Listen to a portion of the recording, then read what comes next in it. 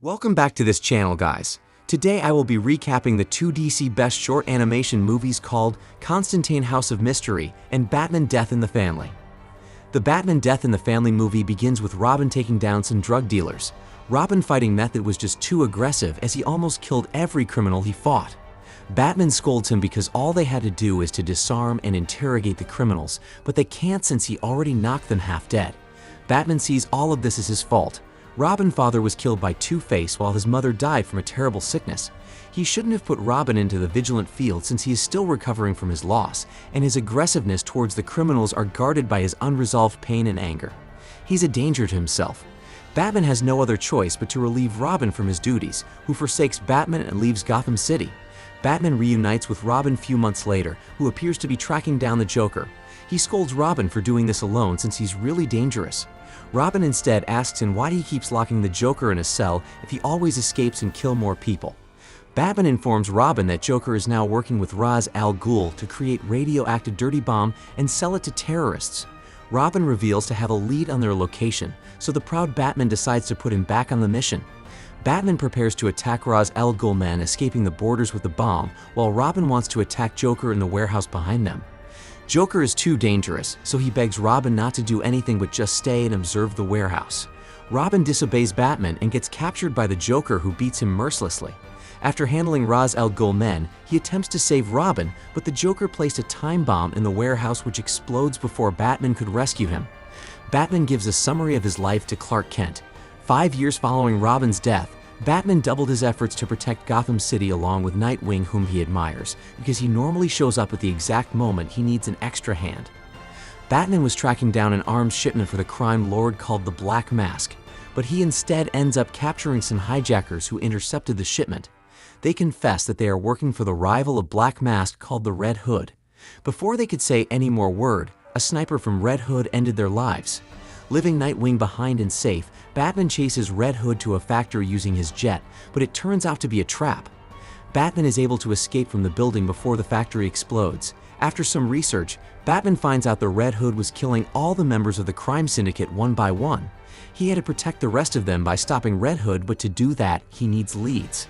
Along with Nightwing, Batman enters Arkham to interrogate the Joker concerning the whereabouts of Red Hood, but their efforts prove useless.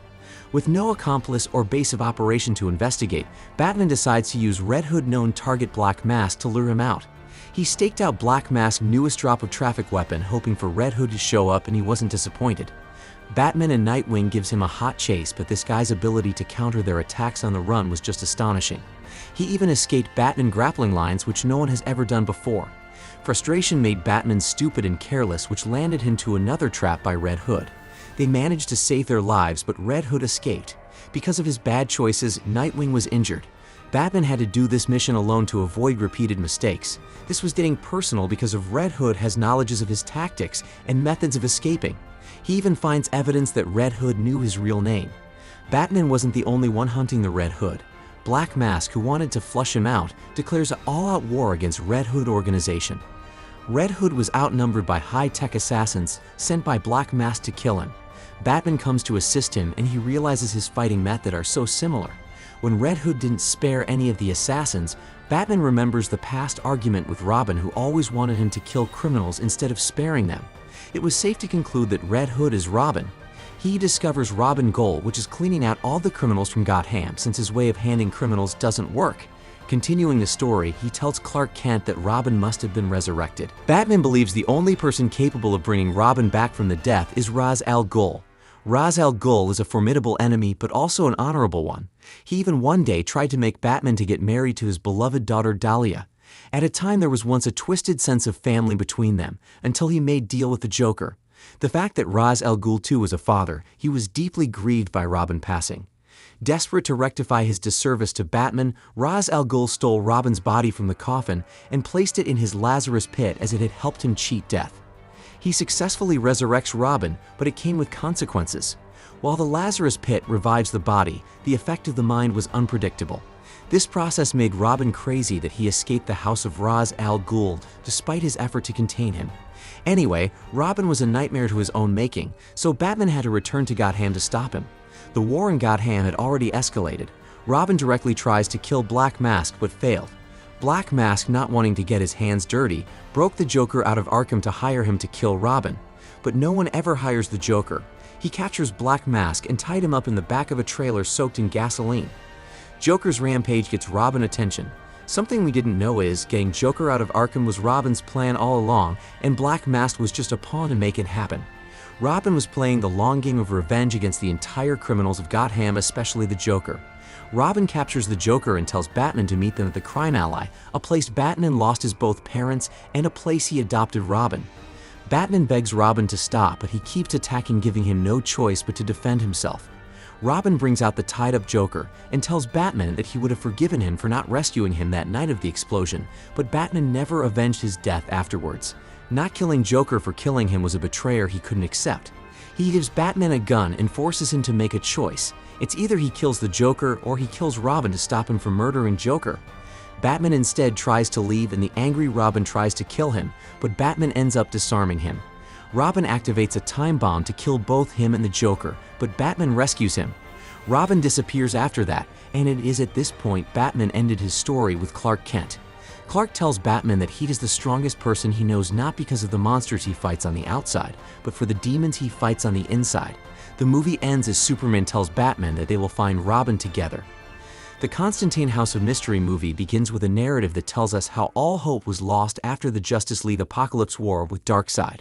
The world was a mess, with bodies rotten in the streets. The Justice League won the battle, but they all lost someone they love. During this grief, John Constantine had an idea. What if there was a way to make all of these chaos never had happened in the first place?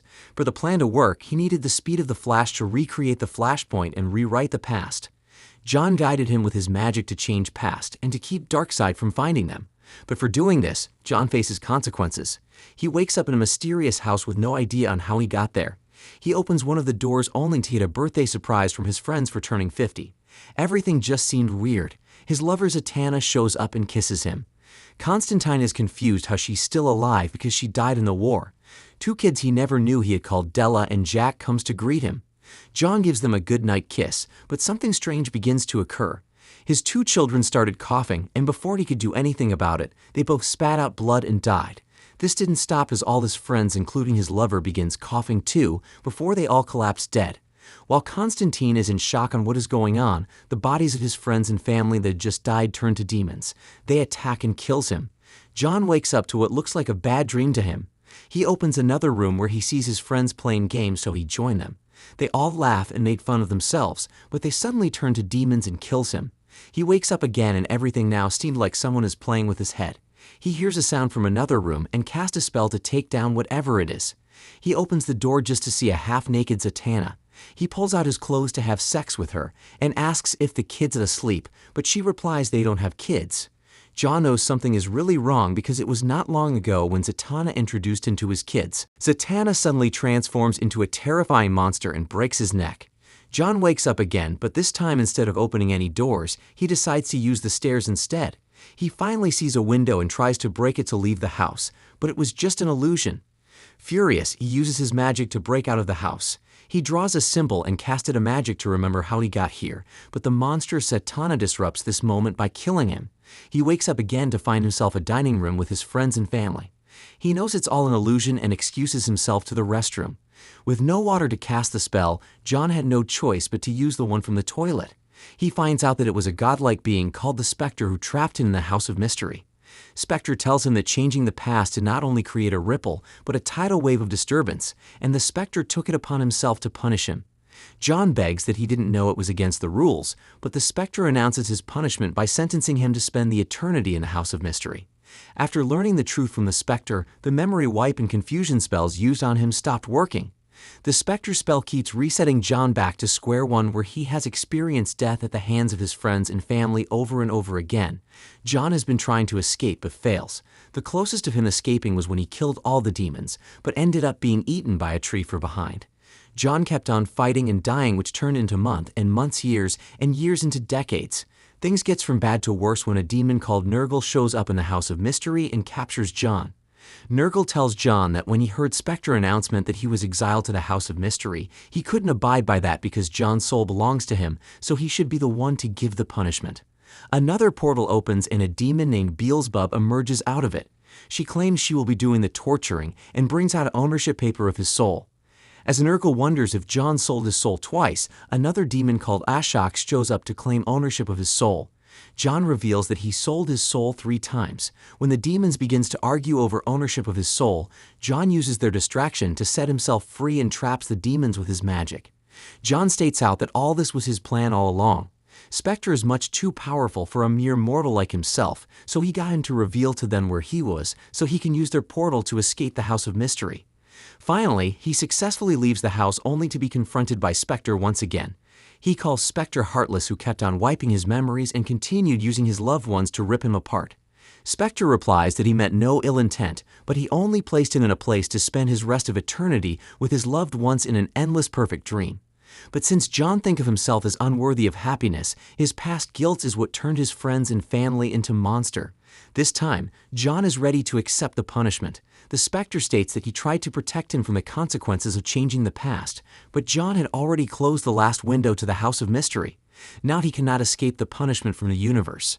John begs the Spectre to help or even kill him, but he is sucked into the bright light, and that was how the movie ended. Thank you for watching, guys. If you love animation movies, please subscribe to this channel and keep watching. Bye.